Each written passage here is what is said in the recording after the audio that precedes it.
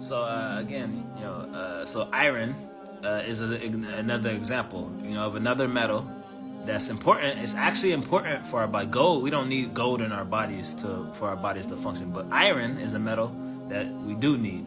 But at its most basic natural form, it's very unhealthy for the body, right?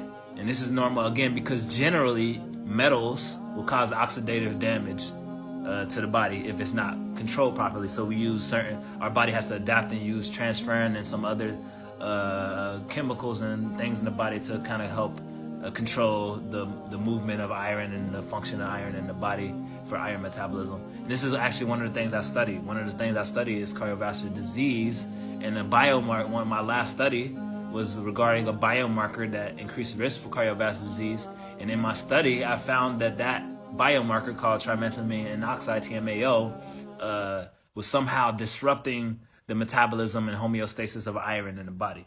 So this is something I studied, and this is why also I found this topic interesting. I had to do some more research into it. So it's normal. So it makes sense logically, even scientifically, that gold directly in its purest form being introduced to the body and the bloodstream and stuff, it would cause oxidative damage. It would be toxic. So that there's definitely truth to that.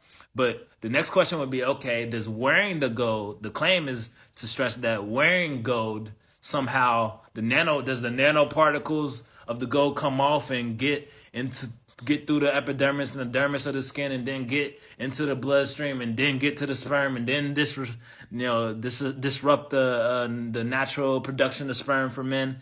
And that would definitely be a stretch. There's no research to go that far to back that up, and that's definitely a stretch. And there is research that's related to that, and basically it found that the smaller the particle of gold, for example, the more likely it would be to be able to penetrate and get through the skin and the epidermis and the dermis and get into the bloodstream and cause those kind of problems. The more likely it would be to be able to basically penetrate the skin as far as it goes, get through the skin and get into the body.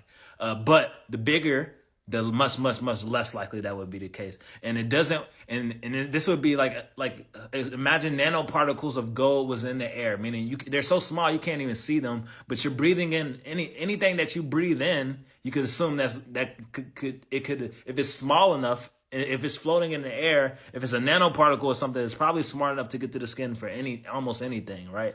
Or so like if it was nanoparticles of gold in the air, then it would absolutely be causing issues in the body because you're breathing that in and it's gonna get into the bloodstream and stuff. But it doesn't necessarily work that way for a whole piece of